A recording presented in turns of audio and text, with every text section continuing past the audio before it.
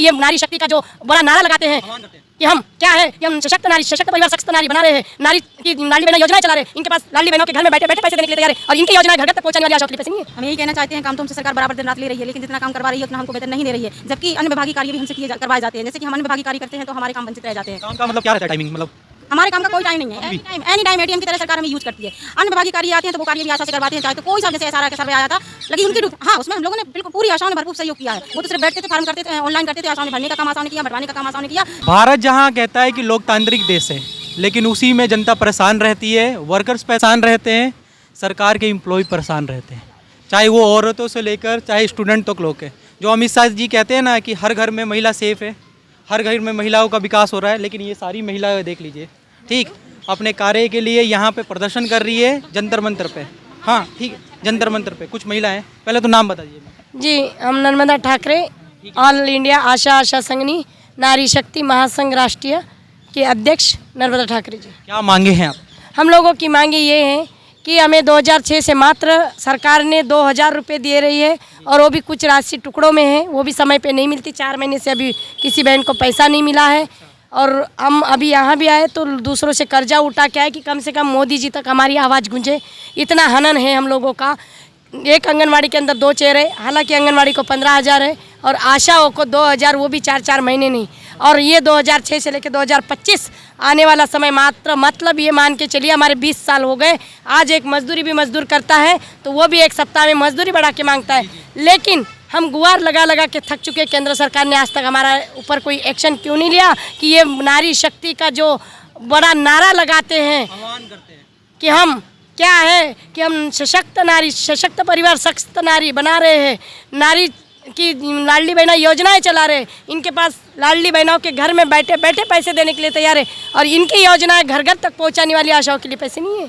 कितनी सैलरी है मंथली आप लोगों की? कोई सैलरी नहीं है, इंसेंटिव बेस पे रखा है और वो भी मात्र 2000 रुपये, कुछ टुकड़ों के पैसे आते हैं, वो भी आला अधिकारी सीधा बोलते हैं, कभी बजट नहीं, कभी ऐप नहीं चलता तो कभी इनके कोई नहीं, मतलब इनके पास ऐसा कुछ नहीं है। सॉफ्टवेयर का बहाना है, अधिकारियों के पास जाते तो हमारा बजट नहीं, हमने काम कर दिया, तुम सरकार से लड़ो। बताओ। तो योगी जी हमेशा कहते हैं कि हमारे यहाँ एम्प्लॉय ज़्यादा सेफ है, हर को रोज़गार देते हैं, मतलब पेमेंट भी सही है, बड़े बड़े योगी जी बातें कर देते हैं, लेकिन आप लोग तो बड़ी दुखी लग रही हैं इन सब को लेकर। ऐसी 5 मांगे गिनवाइए सरकार से, जहाँ तक योगी सरकार तक पहुँच सके आपकी मांगे।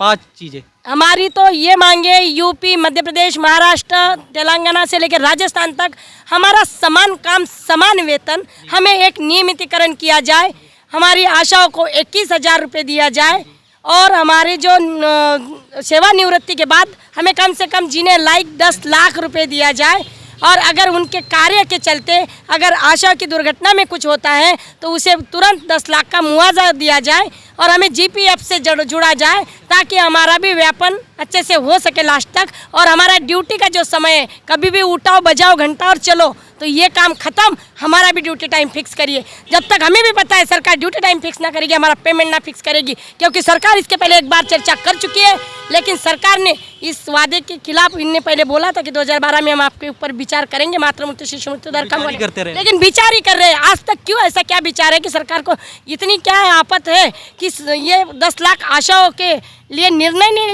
ले सक रही है? परमानेंट कर दे सरकार। हम तो बोल रहे हैं हमें 2 ही मांग दे दीजिए, एक परमानेंट कर दीजिए और 21,000 रुपये सैलरी दीजिए, बाकी मांगे हमारे पास अपने आप आ जाएगी। आप कुछ कहना चाहती हैं?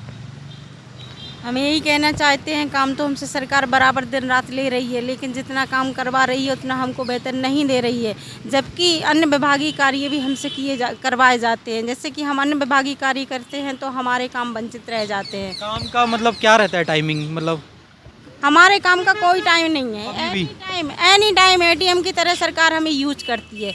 अन्य विभागीय कार्य आते हैं तो वो कार्य भी आशा से करवाते हैं, चाहे तो कोई सा जैसे एसआरआई का सर्वे आया था, लगी उनकी ड्यूटी, हाँ उसमें हम लोगों ने बिल्कुल पूरी आशाओं ने भरपूर सहयोग किया है। वो तो सिर्फ बैठते थे, फार्म करते थे, ऑनलाइन करते थे, आशाओं ने भरने का काम आशाओं ने किया, बंटवाने का काम आशाओं ने किया, जबकि पुरस्कार के हकदार कौन हुए?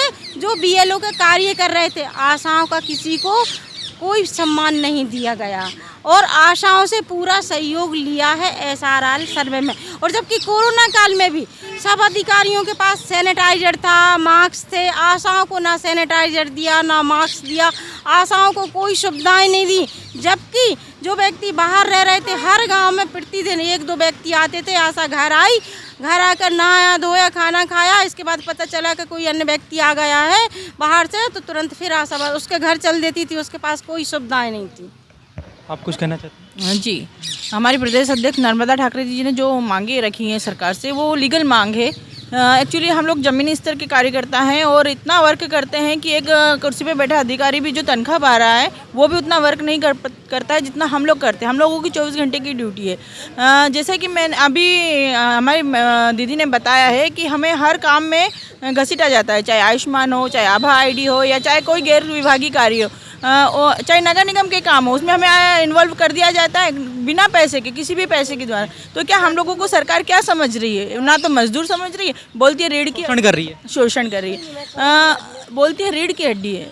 तो रीढ़ की हड्डी, हमारी रीढ़ की हड्डी तोड़ रही है, उनकी रीढ़ की हड्डी हमें बोल रही है, लेकिन हमारी रीढ़ की हड्डी जी तो बड़े बड़े बातें करते हैं कि महिलाओं के लिए तो हमने सम्मान भरा कार्य करा है, महिलाएं बिल्कुल भी क्या बोलते दुखी नहीं है हमारे कार्य में। ऐसा कि आशा वर्कर तो महिला ही है ना मैक्सिमम। योगी जी और मोदी जी महिलाओं के सम्मान की बात करते हैं और जहाँ तक है करते भी हैं, लेकिन हम आशाएं इससे वंचित हैं, इस सम्मान से वंचित हैं हम लोग। अभी आपने देखा होगा हमारी एक आशा को राष्ट्रपति द्वारा भी सम्मानित किया गया था, ग्लोबल अवार्ड मिला है, WHO ने भी सम्मानित किया। उसके बावजूद भी जब ये लोग सरकार मानने को तैयार नहीं कि आशा अच्छा कार्य कर रही है, तो फिर हम तो आंदोलन करेंगे, प्रदर्शन करेंगे। आज एक दिवसीय करा, आगे अनिश्चितकालीन करेंगे। कब तक चलता रहेगा ये? जब तक आशाओं की मांग पूरी ना होगी तो उस बार आने वाला जो सदन क्षेत्र होगा वो पूरा घेरा होगा और वो 10 लाख आशा इस ज़मीनी स्तर पे दिल्ली के अंदर देखेगी। और सरकार ये नहीं चाहती है तो करवा दे। मैं देखता हूँ कि दिन प्रतिदिन यहाँ ना कोई प्रोटेस्ट करता रहता है। सरकार से हर कोई दुखी है क्या? इस सरकार से दुखी ना होते तो किसको शौक है अपना पैसा अपना समय बर्बाद करके यहाँ आने के लिए? आज हमें तकलीफ ना पड़े होंगे। 600 से 900 किलोमीटर से हमारी आशा है, हज़ारों किलोमीटर से चल के आई है, कड़कड़ाते ठंडी में इतनी आई है, छोटे छोटे बच्चे छोड़ के। सरकार को कुछ नहीं लगता क्यों? ऐसा क्यों? इतना हनन क्यों? सरकार इतने बड़े बड़े वादे करती है, विकसित भारत। आप जो आंकड़े में बोलते हो, आप हमारी सरकार ने किए, किसके बदौलत? आज ज़मीनी स्तर की कार्यकर्ता है, by data hand to hand बिल्कुल डाटा देती है एकदम। आज 24 घंटे में 4 बार आंकड़े मांगे जाते हैं। कोई किसी ने सुना अभी सुबह से लेकर जब तक आप बैठी हुई है? कोई आया? कोई नहीं आया। उनके पुलिस प्रशासन वाले आए और उनने बिल्कुल एक ज्ञापन दे गए और उन्होंने कहा कि हम रिसीविंग दे देंगे। हम लोगों की नज़रबंदी वाला काम कर दिया है और जब उनको लगा कि समय धरने का ज़्यादा हो रहा तो हमारे माइक ऑफ कर दिए गए हैं। अब तुम्हारा समय सरकार का एक धरना करने भी तुम्हारे अंडर में बैठ के तुम्हारे 4 दीवारों में भी हम बोल रहे हैं तो भी पाबंदी है समय सीमा की, और हमसे 24 घंटे काम लेते हो तब कोई समय सीमा नहीं है क्या? निरकुंसवादी सरकार, सरकार जो कहती है ना सुशासन की सरकार है, वो सिर्फ शासन की सरकार है, निरकुंसवादी सरकार है। लोकतंत्र का हनन पूरी तरह कर रही है। आशा वर्कर परेशान है, स्टूडेंट परेशान है, ठीक है, महिलाएं भी परेशान हैं, प्लस में काफ़ी जितने भी बच्चे हैं सभी परेशान हैं। वोट चोरी का मामला तो आपने देखा ही होगा। इस सरकार में क्या से क्या हो रहा है, लेकिन ये कुछ भी नहीं सुनेगी। ऐसा ही सरकार चलता रहा तो एक दिन वो समय नहीं है जब जनता इसको ठप कर देगी और इसे गिरा देगी और दूसरी सरकार बनेगी। मोदी जी को सोचना चाहिए, अमित शाह जी को सोचना चाहिए कि क्या से क्या हो रहा है और इन लोगों की बात सुने। ज़्यादा इनकी बड़ी मांगे नहीं है इन लोगों की छोटी मांगे हैं कि इनकी सैलरी बढ़ाया जाए, परमानेंट करा जाए 10 लाख रुपये, और वो कोई बड़ी बात नहीं है, ठीक है। फालतू कामों में जो पैसा लग रहा है वो इन महिलाओं को दे, क्योंकि स्थानीय स्तर पे मैंने देखा है, ग्रामीण स्तर पे सबसे ज़्यादा यही महिलाएं आशा वर्कर ही एक्टिव रहती है। तो बने रहिएगा। मैं मुकेश कुमार आप लोगों का स्वागत करता हूं अपने चैनल द कंटाप न्यूज़ में। धन्यवाद।